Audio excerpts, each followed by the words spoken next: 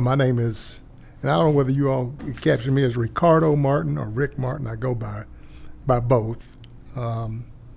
But I am a native of Huntington, West Virginia. That's where I grew up, and spent my first really 12 years there before going away to college. But I think you all have captured that before. In terms of the question about the CARES Act funding, the Build Back Better bill, and some of the things that Congress is looking at now as it relates to an influx of funding into the various states, counties, cities, and municipalities. I have mixed emotions about the not so much the need. Obviously, the need is there. My concern has to do with the equitable distribution of the resources, particularly in a state like West Virginia. And one of the most concerning things that has been, postulated over the years, really, and essentially by Pastor Watts, which is a very present concern, is the issue of a lack of discussion about poverty, and how it has and continues to decimate a state like West Virginia, particularly in the minority community. Doing some research in conjunction with the Tuesday Morning Group and identifying the number of census tracts around the state of West Virginia, in excess of almost half of the 460 plus census tracts are census tracts that have poverty levels above 20%.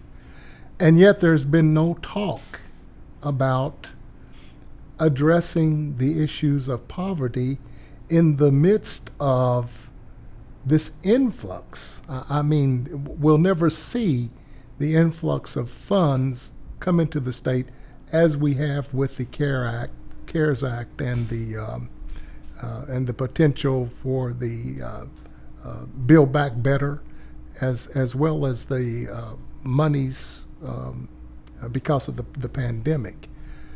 So that bothers me. That's a big concern of mine, and certainly the efforts that we have attempted to initiate here on the West Side through the Tuesday Morning Group, through efforts of the Charleston branch NAACP when I was president, with Pastor Watts being the convener of the Tuesday Morning Group and being the chairperson of the Political Action Committee of the Charleston branch NAACP. We have tried very diligently to be a voice of reason to the highest levels of government. Attempts to capture the attention of Governor Justice.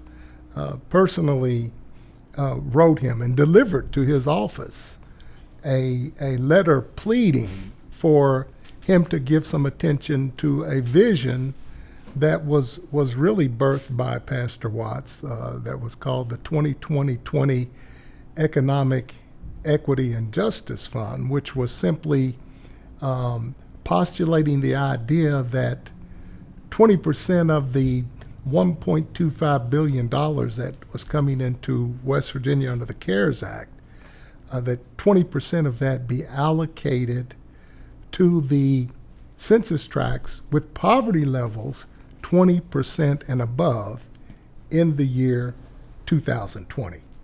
Thus the mantra, 2020 Economic Equity and Justice Fund. Could get no response whatsoever. Not even when the media, the newspaper picked up on the idea and ran several articles. Still, total silence from the governor's office. And as we sit here today and fast forward to a recent article that was in the paper about there being approximately $127 million of unspent monies from the $1.25 billion that was awarded last year in 2020. Still, $127 million of that money remains unspent and was supposed to have been used by December of 2020, and an extension was granted, but those funds remain unspent. So, I think it speaks volumes to this administration and the lack of any movement, any postulating of ideas on the part of the legislature, both sides of the aisle, Republican and Democratic, particularly as it relates to, again, the issue of poverty. But having said that, I still remain reasonably optimistic that things can't get much worse. I think at this point it's reached a tipping point where, in the midst of this pandemic, I want to believe that eyes are being opened as it relates to what it's going to take for some transformation. The changing of minds, the changing of ideas. An example being, and this is an example, this is a reality. Here in Kanawha County and Charleston, there is about $60+ million of funding that has come through because of the CARES Act. Approximately $37 million City of Charleston, and the Kanawha County somewhere close to that amount. It's in excess of $30 million. Now, when you consider between those two, that's $60+ million, and then if memory serves me correctly, and Pastor Watts is he's the guru of this data, but my understanding is about $800 million has come through for education, of which Kanawha County will receive somewhere in the neighborhood of $80 million. So put the two together. That's what?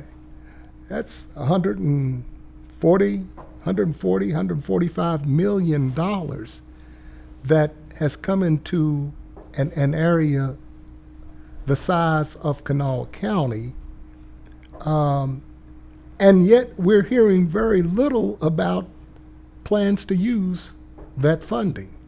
It is awfully concerning, and where we go with this, I'm really not sure. We've certainly got some ideas. We, meaning the Tuesday morning group, again with Pastor Watts as convener, and in conjunction with some collaborative efforts that we're attempting to make with several other organizations, including the Charleston branch NAACP. In terms of my my attraction to Grace Bible Church, I've been a member here for close to 10 years.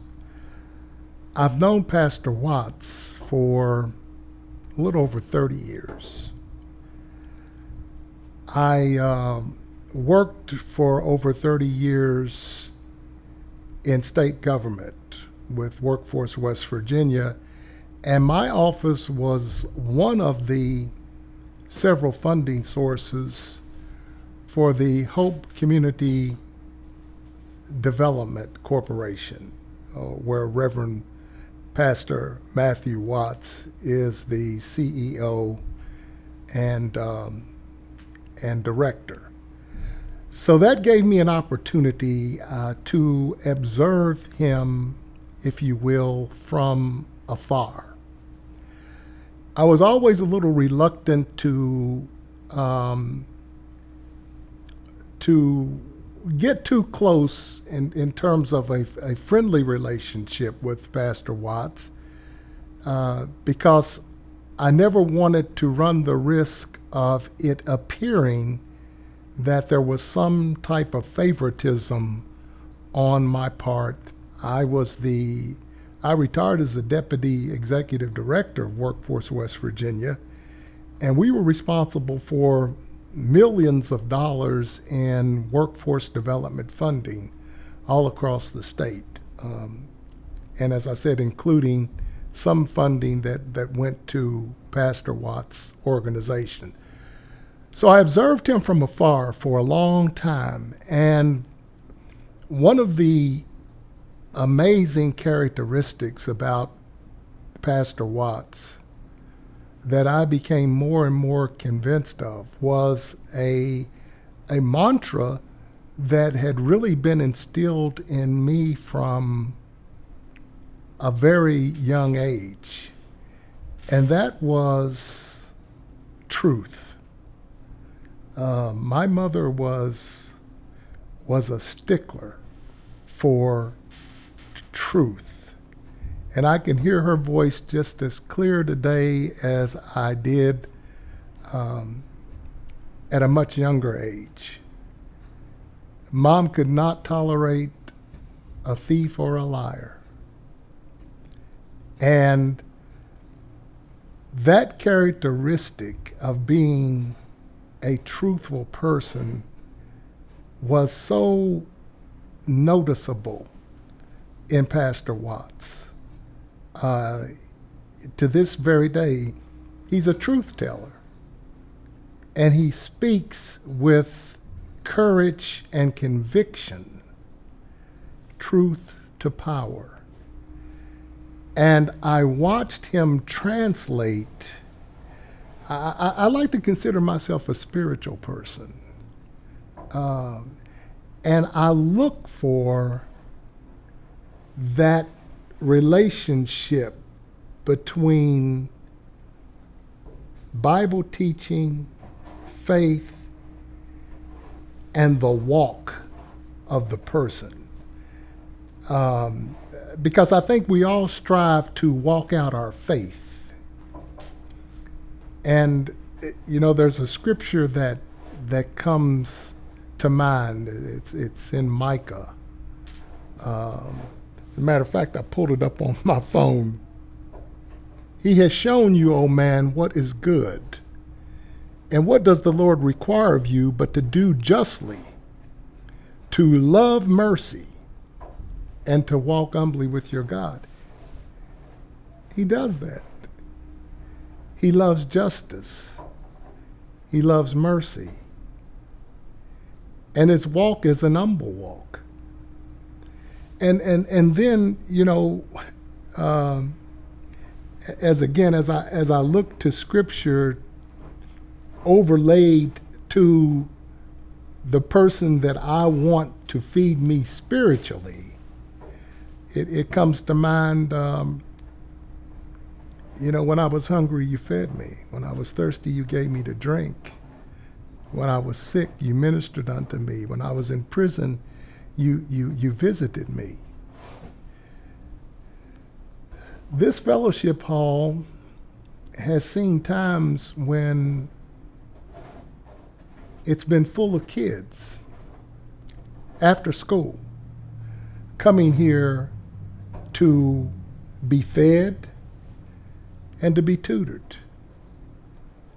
That was and continues to be a vision of Pastor Watts, an after-school program. And he hadn't asked for a dime to do it. He hadn't asked the parents to contribute. When I was hungry, you fed me. When I was in prison, you visited me. The Anthony Center, the number of visits that Pastor Watts has made to correctional facilities because of his passion for young people, particularly young people who have fallen victim to the criminal justice system, as well as adults. When I was in prison, you visited me. When I was thirsty, you gave me to drink. When I was homeless, you gave me shelter. So he walks out his faith. He has helped people with housing, oftentimes receiving no rent in return for providing a roof over their head.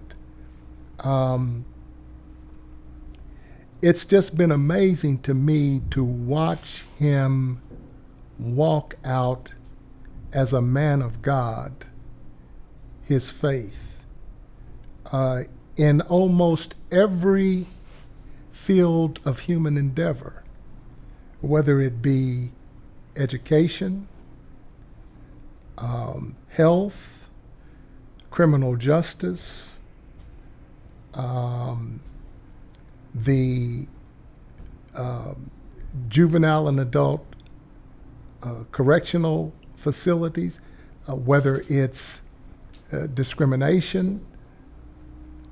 He has been a staunch advocate for disenfranchised people, for the least, the last, the lost, the left behind, the forgotten. If you were to follow him during previous legislative sessions, he's well known at the state legislature. When he walks the halls, the senators and the House representatives, they all know Pastor Watts. I never shall forget in this fellowship hall when now Governor Jim Justice was candidate justice.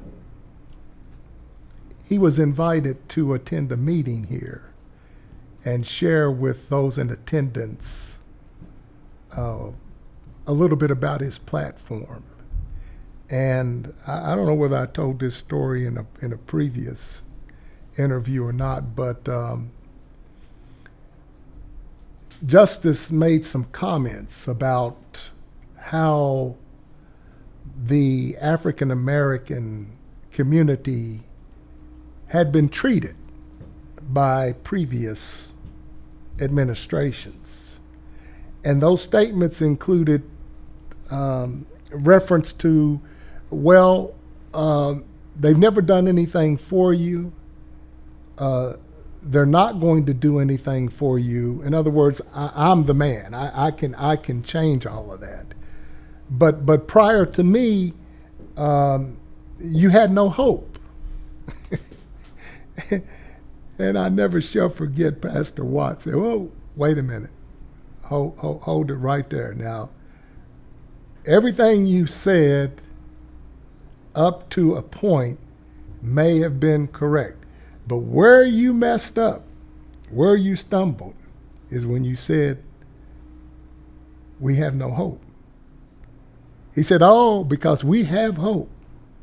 He said, "And our hope is built on nothing less than Jesus' blood and righteousness." And that cut Justice off.